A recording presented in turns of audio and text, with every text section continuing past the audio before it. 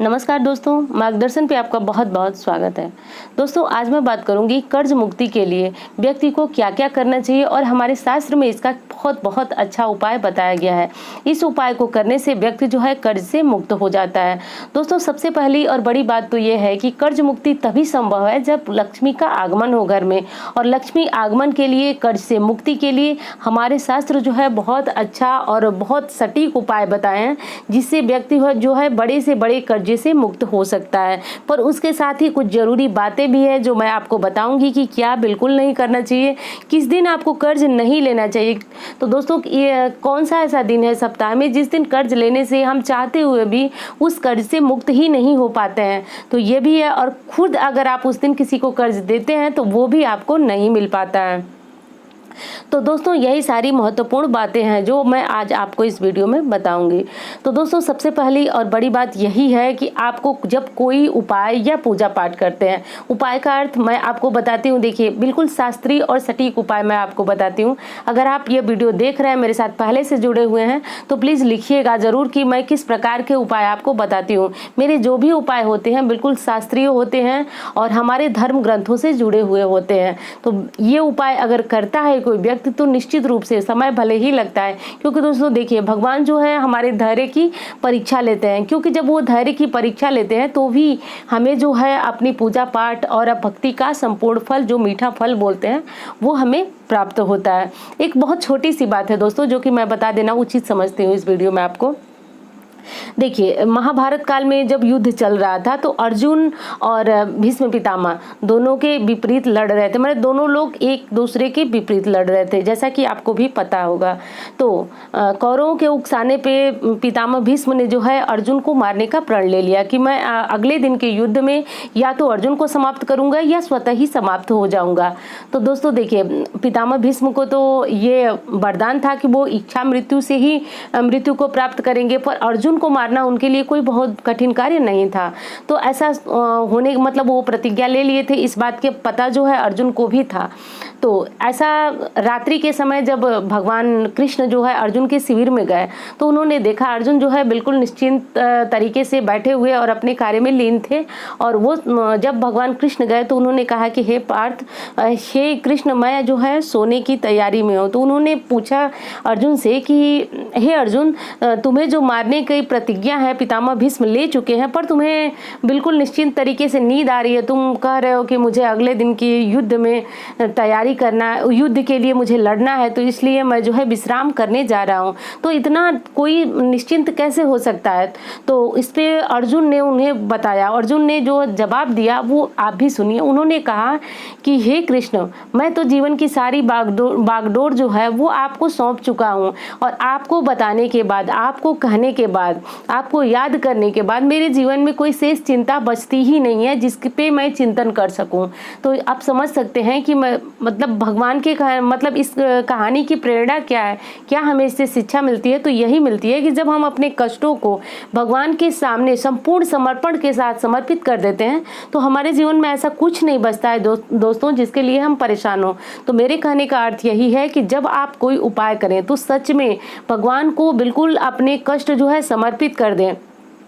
अब एक चीज मैं और बताऊंगी आपको कि देखिए, भगवान से अपने कष्टों को कहना जरूरी है। जैसे जो उपाय मैं बता रही हूँ उसके साथ आप भगवान से अपने कष्ट को जरूर कहें। बहुत सारे लोग हैं जो कि कहते हैं कि भगवान जो है अंतरात्मा में वास करते हैं। मैं भी मानती हूँ कि अंतरात्मा में वास करते हैं, लेकिन देखिए, जिस प्रकार अगर हमें कोई कष्ट है और हम भगवान से नहीं कहेंगे तो हमारे कष्टों को सुनेंगे, लेकिन हो सकता है कि सुनने में विलंब हो। पर कोई बच्चा जो है अपन भूखा होता है तो किस प्रकार मचलता है अपनी माँ से मतलब भोजन की मांग के लिए, तो उसी प्रकार आपको भी बिल्कुल अधीर होकर के भगवान से अपने कष्टों को दूर करने के लिए बिल्कुल प्रार्थना करना है। तो दोस्तों, चलिए देख लेते हैं कि वो कौन कौन सा उपाय है जो हमारे शास्त्रों में वर्णित है कर्ज मुक्ति के लिए और लक्ष्मी प्राप्ति के लिए।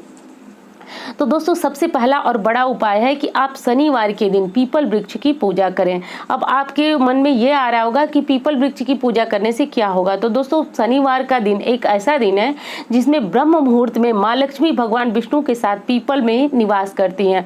अब ये देखिए, प्रत्यक्ष माँ लक्ष्मी की पूजा हो जाती है पीपल वृक्ष की पूजा करने से। अब पूजा किस प्रकार करेंगे आप? तो आपको क्या करना है कि लोटे में जल लेना है। लोटे में जल लेने के बाद आप उसमें कुछ दूध अगर आपको मिल सके सुबह सुबह सुबह। देखिए मैंने बताया ब्रह्म मुहूर्त में पूजा करना है, तो ब्रह्म मुहूर्त में 4 से लेकर के आप जब तक सूर्योदय नहीं हो रहा है आप तब तक पूजा कर सकते हैं। सूर्योदय के बाद ये पूजा न करें। तो आप इसमें कुछ मीठा डाल लें, और अगर कच्चा दूध आपको उस समय मिलता है तो बहुत अच्छा। देखिए कच्चा दूध अगर मिल सके तो आप कच्चा दूध और लोटे में जल ले लें, गंगा जल ले लें, और कुछ मीठा डाल लें, जैसे गुड़ हुआ, चीनी हुआ, कुछ भी डाल लें आप, और डाल करके आप पीपल वृक्ष पे जल चढ़ाएं। और जल चढ़ाने के बाद आपको धूप दिखाना है, और वहाँ पे जो है आपको दीपक भी जरूर लगाना है। अब दीपक आपको कब लगाना है, तो दीपक आपको शाम के समय लगाना है माँ लक्ष्मी के नाम का। और इससे जो अगर आपके ग्रह बिगड़े होते हैं, खराब होते हैं, तो वो भी अच्छे हो जाते हैं। क्योंकि देखिए शनिवार को पीपल वृक्ष की पूजा करने से राहु केतु और शनि इत्यादि ग्रहों से आपको जो है मुक्ति मिल जाती है।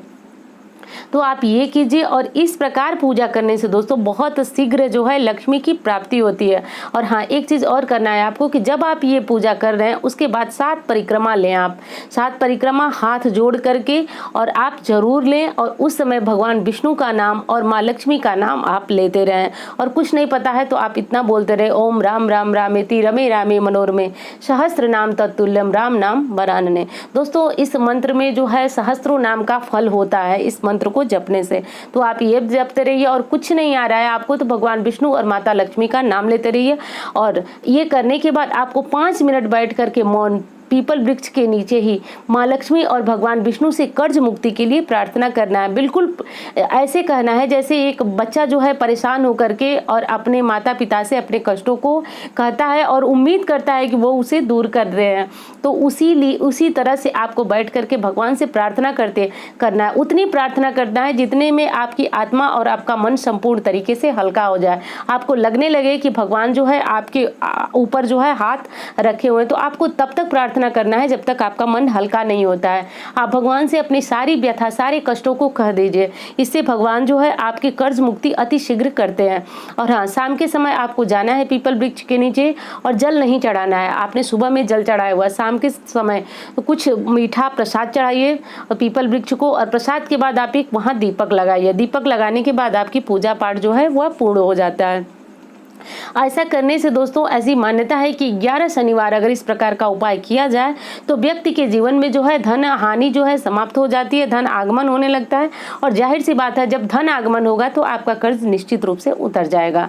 अब अगली चीज है कि घर आपको प्रतिदिन घर के मंदिर में बैठकर ऋण मोचन मंगल स्त्रोत का पाठ करना चाहिए। दोस्तों ये मंगल स्त्रोत ऐसा स्त्रोत है जिससे करने वाले के समस्त कर्ज जो है धीरे धीरे उतर जाते हैं। एक बार फिर कहूंगी कि ये उपाय जो है वह धीरे धीरे ही असर करेगा, क्योंकि ये शास्त्रीय उपाय है। कोई इस टोटका नहीं है जो बहुत शीघ्र रातों रात या 24 घंटे में आपको चमत्कार दिखाएगा। इसके लिए जो है धैर्य की आवश्यकता होगी। तो आप धैर्य के साथ ये उपाय करें। और हाँ, एक चीज और बताऊंगी कि इस उपाय को अगर आप करते रहें तो जीवन में कर्ज क्या, आप कर्ज देने के लायक बन जाएंगे। आपको कर्ज देने की नौबत कभी नहीं आएगी। अब अगली चीज है जो कि बहुत महत्वपूर्ण आपको ध्यान देने वाली है, माँ लक्ष्मी और भगवान विष्णु की साथ साथ की प्रतिमा आप अपने घर में रखें। कभी भी माँ लक्ष्मी की देखिए अलग अलग अगर आपने प्रतिमा रखी है कोई दिक्कत नहीं है, कोई दोष वाली बात नहीं है, पर माँ लक्ष्मी और भगवान विष्णु की अगर चरण दबाती हुई प्रतिमा आप घर में रखते हैं तो निश्चित तौर पर आपका कर्ज बहुत जल्दी उतर जाता है। क्योंकि हमारे शास्त्र मानते हैं कि माँ लक्ष्मी और भगवान विष्णु अगर अलग अलग होते हैं तो उस प्रकार फायदा नहीं मिलता है हमको जिस प्रकार हमें धन की आवश्यकता होती है। और देखिए कहा साधारण शब्दों में भी मैं अगर आपको समझाऊं तो अगर पति पत्नी को साथ में रखा जाता है, मतलब कहने का अर्थ है कि लक्ष्मी माता भगवान विष्णु के बिना हमारे घर में निवास ही नहीं करती हैं। तो इसलिए अगर साथ साथ उनकी प्रतिमा होती है तो वो अवश्य हमारे घर में निवास करती हैं। और जो मैंने अभी बताया फोटो का जिक्र किया आपसे कि माँ लक्ष्मी जो है भगवान विष्णु की चरण दबाती हुई वैसी प्रतिमा आप घर में रखें, तो ये मैं लगभग आपको बहुत सारी वीडियो में बता चुकी हूँ, फिर बताती हूँ। क्योंकि देखिए ये फोटो काफी चमत्कारी है और जो लोग जानकार हैं वो लोग अपने घर के मंदिर में ये फोटो अवश्य रखते हैं। तो आप भी कोई अच्छा मुहूर्त देख करके ये फोटो लाइए। अच्छा मुहूर्त का मतलब है दोस्तों कि देखिए फोटो जब लाते हैं आप हम घर में तो वो एक अच्छा समय होना चाहिए। जैसे आने वाली नवरात्रि है, इस नवरात्रि में आप फोटो को लाइए और गंगा जल और हल्दी मिला करके, अगर आप मूर्ति है तो स्नान कराइए, नहीं है तो आप छिड़काव कीजिए। जैसे फोटो है तो उसको आप स्नान नहीं करा सकते हैं तो छिड़काव कीजिए और भगवान से प्रार्थना कीजिए कि हे प्रभु आपका ये स्वरूप, आपका ये विग्रह हमारे लिए काफी शुभ हो। ऐसे प्रार्थना करते हुए आप भगवान की स्थापना घर के मंदिर में कर दें। तो ये काम आपको ज़रूर करना है। और अगला ये एक नियम बनाना है आपको कि अपने जीवन में इन जीवों को, जो 3 जीव होते हैं, उनको हमेशा संतुष्ट करना है। वो कौन कौन से जीव होते हैं? तो गाय, कुत्ता और कौवे को आप अपने प्रतिदिन का आहार से कुछ भाग निकालें।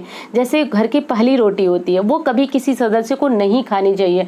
उसको खाने से राहु खराब होता है, और राहु खराब होने से मति भ्रम की स्थिति होती है, और व्यक्ति जो है काफ़ी कर्जे में डूबता चला जाता है, परेशान होता है, और वो अपना निर्णय नहीं ले पाता है। तो घर में चाहे महिला हो या पुरुष हो, किसी को भी घर की पहली रोटी नहीं खानी चाहिए। पहली रोटी का 3 भाग आपको करना चाहिए। तो 3 भाग में आधा आपको गौ माता के लिए निकालना है, क्योंकि जानते हैं आप कि गौ माता में देवी देवताओं का वास होता है। तो इनको रोटी आधी निकालनी चाहिए, और रोटी का थोड़ा टुकड़ा आप अपने छत पे कौवों के लिए जरूर डाल दें। कौवे को डालने से एक तो आपके ग्रह शांति होती है, और दूसरे आपके पितृ भी संतुष्ट होते हैं। आपको पितृदोष का भी भय नहीं होता है। और कुत्ते को आपको रात को रोटी जरूर देनी चाहिए। रात्रि के समय जो है आपके घर की जो पहली रोटी आती है, उसमें से आधी दे सकते हैं, पूरी रोटी दे सकते हैं, तो बचा हुआ रोटी भी आप दे सकते हैं। इसमें कोई नहीं है कि आप ताज़ा रोटी ही दें, जो दिन की बची हुई रोटियां हैं वो भी। मतलब कहने का ये अर्थ है कि प्रतिदिन आप ये 3 जीवों को कुछ न कुछ खाने को अवश्य दें। ऐसा करने से दोस्तों हमारे जीवन में जो कष्ट होता है वो धीरे धीरे समाप्त हो जाता है। गाय को रोटी देने से आप समस्त देवी देवताओं को आप प्रसन्न करते हैं। तो और गौ माता को रोटी देने की ये भी एक मान्यता है कि अगर गौ माता को आप रोटी देते हैं तो आपके जीवन में धन हानि नहीं होती है, और धन प्राप्ति, लक्ष्मी प्रसन्न होती है सिर्फ एक गौ माता को रोटी देने से। तो अगर आप रोटी पहले से देते हैं तो बहुत अच्छी बात है, और रोटी नहीं देते हैं तो दोस्तों आज से ही स्टार्ट कर दें, आप शुरू कर दें, आज से ही ये नियम जो है अपने जीवन में उतार लें। अब अगली और महत्वपूर्ण बात है कि घर में आप किसी भी गुरुवार से, देखिए बताती तो मैं आपको हूँ कि बहुत अच्छे समय से ही कोई पूजा पाठ शुरू करना चाहिए, पर किसी के जीवन में अगर बहुत अधिक कष्ट है तो वो, अब जैसे कि ये चल रहा है महीना पुरुषोत्तम माह, तो इस महीने में विष्णु सहस्त्र नाम पढ़ना बहुत अच्छा होता है। इस महीने क्या, अगर पूरे समय में कभी भी आप विष्णु सहस्त्र नाम पढ़ते हैं तो ये बहुत ही चमत्कारी पाठ है। तो इसको आप पढ़ें, और अपने घर के मंदिर में एक दीपक जला करके भगवान विष्णु और माता लक्ष्मी की जिस प्रतिमा की मैंने बात कही वहाँ पे कुछ भगवान के लिए भोग निकालें, और भोग निकाल करके एक दीपक जला दें। दीपक इसलिए जलाया जाता है क्योंकि वो कर्म साक्षी होता है। कर्म साक्षी का अर्थ है कि जो भी कर्म करते हैं उसका साक्षी, उसका गवाह दीपक होता है। तो इसलिए पूजा पाठ में दीपक बहुत जरूरी होता है। दीपक जला लें, भगवान को भोग लगा लें, उसके बाद बैठ करके विष्णु सहस्त्र नाम का पाठ करें। और दोस्तों ये सिर्फ गुरुवार या शुक्रवार करने को मैं नहीं कहूँगी। अगर आप जीवन में चाहते हैं लक्ष्मी प्राप्ति और कर्ज से मुक्ति, तो आपको ये चीजें अपने जीवन में, जो चीजें मैंने 5 बताई, वो आपको अपने जीवन में उतारना ही चाहिए। इसको उतारने के बाद आप देखेंगे कि आपके घर में धीरे धीरे पैसे की जो कमी थी वो दूर होने लगेगी। एक चीज मैं और बताना चाहूंगी दोस्तों, कि कहा जाता है कि लक्ष्मी की बरसात होती है, लक्ष्मी छप्पड़ फाड़ के देती है। देखिए लक्ष्मी के छप्पड़ फाड़ करके देना या बरसात का अर्थ ये होता है कि सबसे पहले तो आपकी सद्बुद्धि आ जाती है, आपके परिवार में सद्बुद्धि आ जाती है, और जो निर्णय आप लेते हैं वो बिल्कुल सही लेते हैं। अब सही निर्णय लेने से ये होता है कि आपको घाटा नहीं होता है, नुकसान नहीं होता है, और आप जो भी कार्य करते हैं उसमें प्रतिदिन आपकी उन्नति होने लगती है। और प्रतिदिन उन्नति होने से जो है लक्ष्मी आप पे प्रसन्न होती है, और लक्ष्मी धीरे धीरे आपके घर का भंडार जो है भरने लगती है। और जब भंडार भरने लगेगा तो निश्चित रूप से आप कर्ज से मुक्ति हो जाएंगे। और अगली और बिल्कुल एक चीज़ मैं और बताऊंगी आपको कि कभी भी आप मंगलवार को किसी से कर्ज न लें, क्योंकि मंगलवार को लिया हुआ कर्ज जो है चुकाने में बहुत अधिक मुसीबत आती है। आप लाख चाहने के बाद भी मंगलवार का लिया हुआ कर्ज जल्दी चुका नहीं पाते हैं, वो आपके लिए बहुत बड़ी मुसीबत बन जाती है। और वहीं पे आप अगर किसी को कर्ज देना हो तो मंगलवार के दिन आप ये चीज़ें टाल दें। संभव हो तो आप किसी और दिन में दे दें, पर मंगलवार को बिल्कुल कर्ज न दें, क्योंकि मिलने की संभावना जो है वो बहुत अधिक कम हो जाती है। तो इस बात को ध्यान दें। और अगर आपको चुकाना है किसी का कर्ज, आप परेशान है, जल्दी चुक नहीं रहा है, और आप थोड़े थोड़े किस्तों में उस कर्ज को चुका रहे हैं, तो ये दिन जो मंगलवार का दिन है वो आप रखें। मंगलवार के दिन अगर आप कर्ज चुकाते हैं किसी का तो बहुत जल्दी चुक जाता है, और फिर ऐसी संभावना नहीं होती है कि आपको जीवन में कर्ज लेने की आवश्यकता है। तो कर्ज चुकाने के लिए मंगलवार का दिन जो है बहुत अच्छा है, इस दिन आप कर्ज को चुका सकते हैं। तो दोस्तों उम्मीद करती हूँ कि आपके जो कष्ट थे उसे माता रानी माँ लक्ष्मी, मैं भी प्रार्थना कर रही हूँ कि माँ लक्ष्मी आपके कष्टों को जरूर दूर करें, और इन उपायों से आपको अवश्य रूप से लाभ होगा, क्योंकि ये शास्त्रीय उपाय हैं, और प्रतिदिन इसको करने वाला व्यक्ति जो है कर्ज लेने की स्थिति से ही बहुत अधिक दूर चला जाता है। तो आप भी इन उपायों को करिए, और माँ लक्ष्मी सब पे आपकी कृपा बनाए रहें और उम्मीद करती हूँ कि ये जानकारी आपके लिए बहुत बहुत बहुत अधिक फायदेमंद हो। तो मिलती हूँ इसी तरह की वीडियो के साथ। धन्यवाद।